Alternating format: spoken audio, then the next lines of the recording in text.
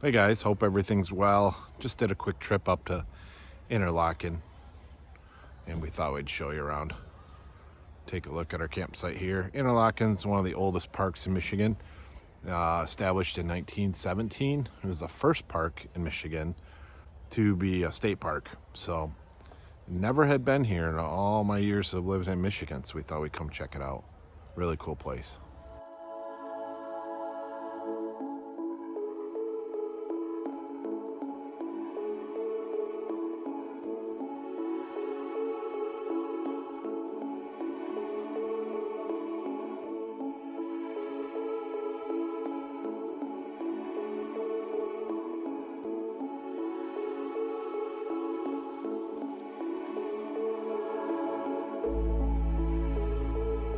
They have over 500 sites here over in 2 different loops with beach access, and there's 2 different lakes that you can access. So a lot to do here, a lot to see, and you're about a half hour from Traverse City, and you can go west, and you're about a half hour from Frankfort, Michigan, and Lake Michigan itself. And then there's the Platte River and the national parks and Sleeping Bear Dunes. So there's a lot of cool things to see in this area. This is a gigantic lot. One of the bigger ones that I've seen in state parks. But I'm standing at the back of it, and there's plenty of room here. So you get your fire ring and kind of put the hiker off to this side. Works out well. Just starting to fire up breakfast. So one of the new pieces of gear we're testing on this trip was the WaterPORT. What I did is I just took any of the parts, potentially have water leaking out of them, took this little small mini bucket and the refilling portion, got the curly hose when I disconnect and it's traveling down the road, and the nozzle I throw all in the bottom of this thing, and it works really good for dishes. We just put a little bit of water in one tub, a little bit of soap, minimal, and it was enough to wash everything. And then for building the pressure up, I did not have to even touch this thing. We had plenty of pressure both times, but if I needed to, I love the idea that this is right here just to give you a little bit more pressure. So worked out well. I think this would be a good piece of equipment to add to our kit.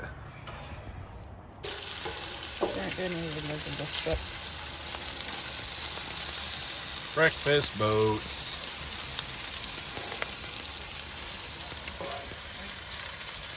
Getting there.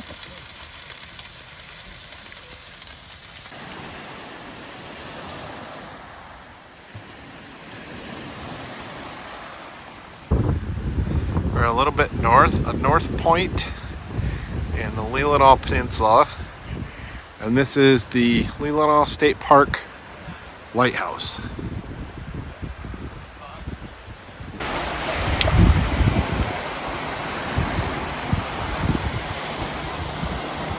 Is it cold? It's not bad.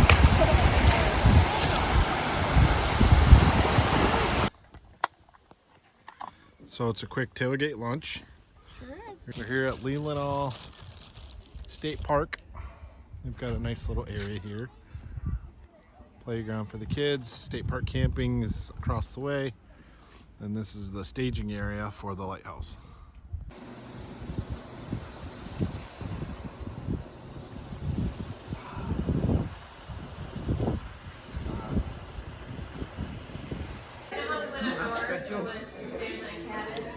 Yummy.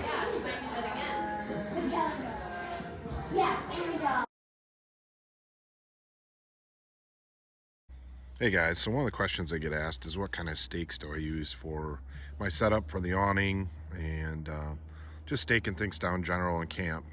I carry a variety of different products. I've got the MSR Groundhog here, which is pretty much my go-to. So what I like to do is I use, for cordage, I use the Sterling Rope 2.75 glow cord in orange. It's really easy to see. It's got a tracer in it, so at nighttime when a flashlight hits it, it's really reflective. So I really like this. It's thin it can tie in knots really easily, but it's got a little bit of a stiffener in it, so works really well. And then what I've been doing is just having a carabiner on the end, and the carabiner makes it quick and easy. I literally can just hold on to this like this, let it deploy, and it unravels, and I take this, hook it through the top hook of the top part of the awning, and then I can just hammer it in the ground. And then what I do is I put adjustable knots in it. So right at the end here, I build an adjustable knot so I can take this and slide this up or down depending on what length I have. I don't rely on any kind of piece of hardware. It's a knot system. So this is the MSR groundhog, very common, get them on Amazon. But if you're hammering these in the ground and you end up hitting a rock, this is what happens. It's a tri design, they are aluminum, and you'll snap them off. And I hit this one with a rock pretty hard, and it just bent the head right off. So in rocky ground, you got to go a little more die hard. I've got a stake like this. I think this is around a foot long. It's got a hook end here, and it's got a placement here to be able to grab grommets and so on. And this thing's like an indestructible. It's just a solid peg, and it takes a little bit to get them in the ground, but once they're in, they're not going anywhere. And you can see with the length, it definitely helps too with holding things down. This is the standard Darchie peg that comes along, and this guy here works most of the time without a problem. You get all these with the Darchie awning system. Works fairly well when I need to have extra ones and I'm not so worried about the security. This one does a better job, and so do these. But when I'm in conditions like I am here, we're at Interlochen State Park, got to pill out these guys. Now when you get this soft kind of sand, I got a couple versions of this. One is more like something you would tie a leash for your dog on. These I picked up at Home Depot. You can get them on Amazon. You just take this little plastic tip off and you just set it on the ground and start screwing it in. This will not come out of the ground. This is absolutely a sure fit way. The problem with these is if you have really hard ground, you're gonna have a hard time getting them started. This is for soft forest ground, or when you're in a situation of sand and or mud. So in that situation, these work really well. So how I do this is I take this and I put one of these pegs through here and use this as a handle. One can just spin it, and that helps you drive them into the ground. So this style here will drive flush. I'll cut in the other style here in the video and show you the other style. It's just like a big hammer and you just twist them in the ground. So that's for my soft sand and so on. So with my rug, I use a different kind of peg. I just picked these up at Home Depot. You can get them anywhere. But these fit through the grommets perfectly of the rug.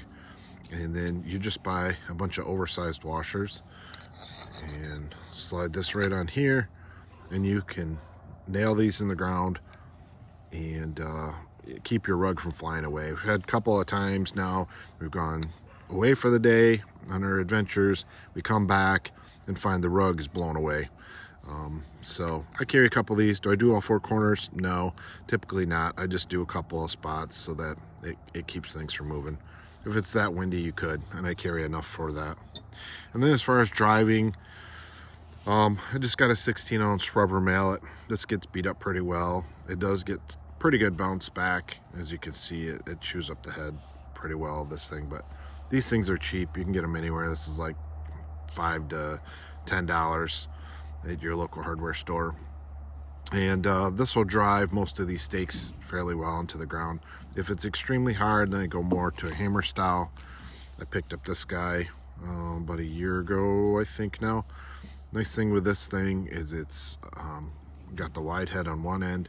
It's got the driver head here, and on this end it's got the hook. So you can go and hook these stakes to get them out and pull them right out of the ground. So just thought I'd go over some of my stake options, and then I do carry a Blue Ridge Overland bag to put most of the stakes in. I absolutely love these bags, and it's clear so I can see what's in it. I put all my extra stakes in there and a few extra carabiners and so on. I do carry a little knife in here so I can cut more additional cordage if I need to. But these things are amazing, and they stick on the inside of my truck. They got the Velcro on the back, and I just stick it to the inside carpet. I use these things all the time around camp. So anyway, that's just a quick overview of the different stakes I use and how I use them to answer that question that everybody asks. So like a lot of cool things I find online, this is one of those Knights ties. This style is a little different. It has a big loop. Really handy. So for playing cards and so on, I got this Claymore Light. This is the Ultra 2. Been testing this out for quite a while, about 4 weeks now, and this thing is amazing. All different kinds of light patterns and different things, but yeah, these twist ties work just everywhere around camp.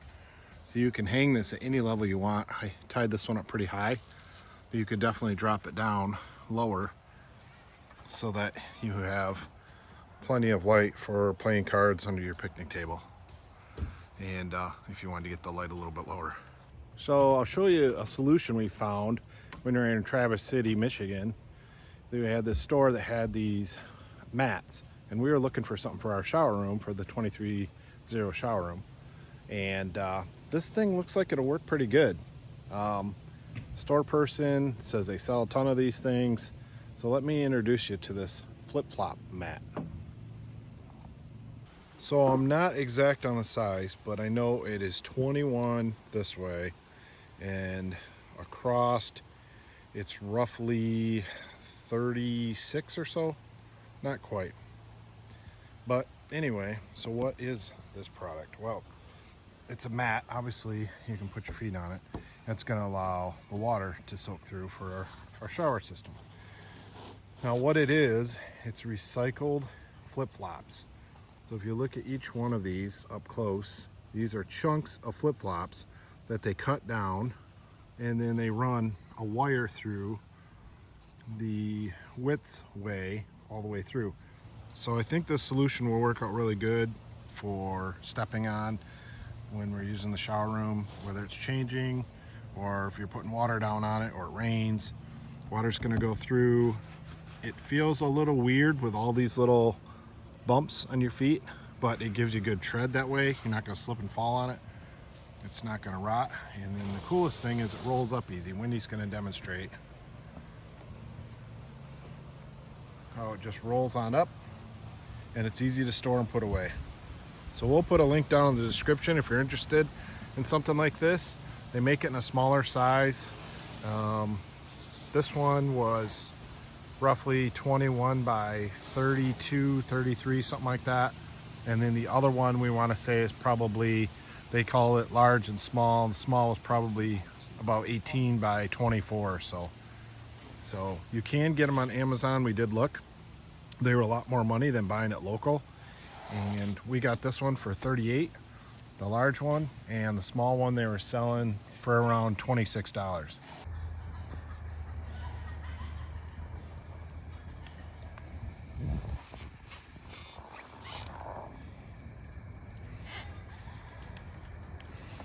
What a gorgeous night to be sitting out here. Oh, it's been a beautiful weekend. Yep, it's been a great weekend.